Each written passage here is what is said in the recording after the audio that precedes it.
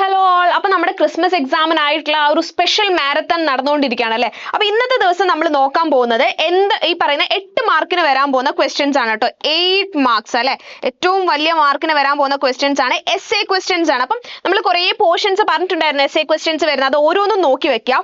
അപ്പൊ ഇതുപോലെ essay question ആയിട്ട് പലപ്പോഴും റിപ്പീറ്റഡ്ലി ചോദിച്ചു കണ്ടിട്ടുള്ള ഒരു കാര്യമാണ് എന്ത്, list out the conditions needed for profit maximisation of A firm under perfect competitive market and using diagrams examine how profit of a firm is maximized under perfect competition. അപ്പോൾ ഇവിടെ എങ്ങനെയാണ് ഈ പറയുന്നത് പോലെ പ്രോഫിറ്റ് മാക്സിമൈസേഷന്റെ ഡിഫറെന്റ് കണ്ടീഷൻസ് ഉണ്ട്, അത് ഏതൊക്കെയാണെന്നുള്ളത് നിങ്ങൾ കൃത്യമായിട്ട് ലിസ്റ്റ് ഔട്ട് ചെയ്യണം. അത് ഗ്രാഫിക്കലിയും നിങ്ങൾ കാണിച്ചു കൊടുക്കണം. ഇതാണ് വേണ്ടത്. അപ്പോൾ ഈ ആ ഒരു ചാപ്റ്ററിൽ essay ക്വസ്റ്റ്യൻ വരാൻ പോകുന്ന ഒരു പോർഷൻ എന്ന് പറയുന്നത് ഇതാണ്. essay ക്വസ്റ്റ്യൻ എന്തായാലും ചോദിക്കാൻ സാധ്യതയുണ്ട്. ഇനി അല്ല അത് നടന്നിട്ടില്ലെങ്കിൽ 5 or 4 മാർക്സിന് അവർ ചോദിച്ചേക്കാം. ഓക്കെ, അത്രയും ഇമ്പോർട്ടന്റ് ആയിട്ടുള്ള ഒരു പോർഷൻ ആണിത്. അപ്പോൾ ഇവിടെ നമ്മൾ ആദ്യം തന്നെ ഷോർട്ട് റൺ ഇക്വിലിബ്രിയം അതുപോലെ തന്നെ ലോങ് റൺ ഇക്വിലിബ്രിയം പറയണം. അപ്പൊ ഈ സമയത്തെല്ലാം തന്നെ ഇതിൽ മെയിൻലി 3 കണ്ടീഷൻസ് ആണ് വരിക. ആ 3 കണ്ടീഷൻസ് എന്തൊക്കെയാണ്?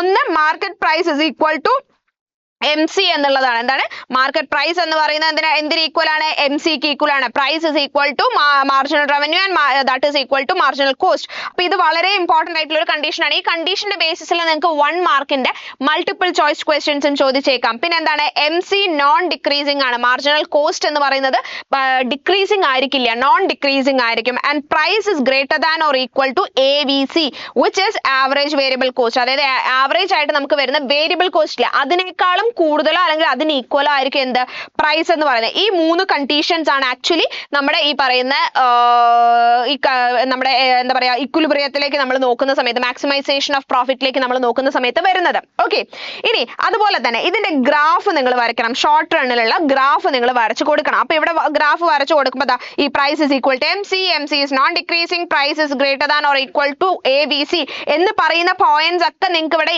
കറക്റ്റ് ആയിട്ട് വരുന്ന ഗ്രാഫാണ്. അതായത് പ്രൈസ് എന്ന് പറയുന്നത് എന്താണ്, ഇസ് ഈക്വൽ ടു MC ക്ക് ഈക്വൽ ആവുന്ന പ്രൈസ് ആയിരിക്കും അതിൽ വരുന്നത്. അതുപോലെ MC എന്ന് പറയുന്നത് എന്താണ്, നോൺ ഡിക്രീസിംഗ് ആണ്. ഇത് ആക്ച്വലി മുകളിലോട്ടായിരിക്കും പോവുക, നോൺ ഡിക്രീസിംഗ് ആണ്. And price is greater than or equal to AVC.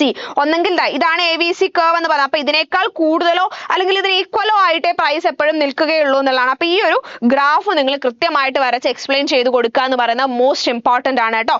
അതുപോലെ തന്നെ ലോങ് റൺ ഇക്വിലിബ്രിയവും നിങ്ങൾ പഠിച്ചു വെക്കണം. ലോങ് റൺ ഇക്വിലിബ്രിയത്തിലും സിമിലർ ഇത് തന്നെയാണ് വരുന്നത്.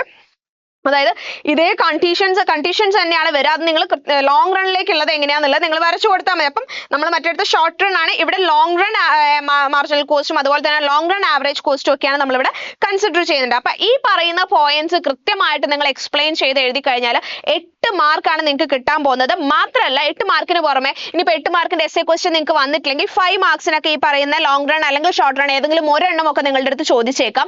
ഇതും അല്ലെങ്കിൽ നിങ്ങൾക്ക് ഈ കണ്ടീഷൻസ് ഉണ്ടല്ലോ, ഈ 3 കണ്ടീഷൻസ് മാത്രം വെച്ചിട്ട് അതിന്റെ ബേസിസിൽ നിങ്ങൾക്ക് എന്ത് വന്നേക്കാം, അതിന്റെ ബേസിസിൽ നിങ്ങൾക്ക് മൾട്ടിപ്പിൾ ചോയ്സ് ക്വസ്റ്റ്യൻസ് വന്നേക്കാം. അതിനെ വെച്ചുകൊണ്ടുള്ള മൾട്ടിപ്പിൾ ചോയ്സ് ക്വസ്റ്റ്യൻസ്. അപ്പൊ അങ്ങനെ പല രീതിയിൽ ക്വസ്റ്റ്യൻസ് വരാൻ ചാൻസ് ഉള്ള ഏരിയ ആണ് ഈ പറയുന്ന എന്താണ് profit maximisation of A competitive firm എന്ന് പറയുന്നത്. അപ്പൊ അത് അതിനനുസരിച്ച് മനസ്സിലാക്കി വെക്കുക കേട്ടോ.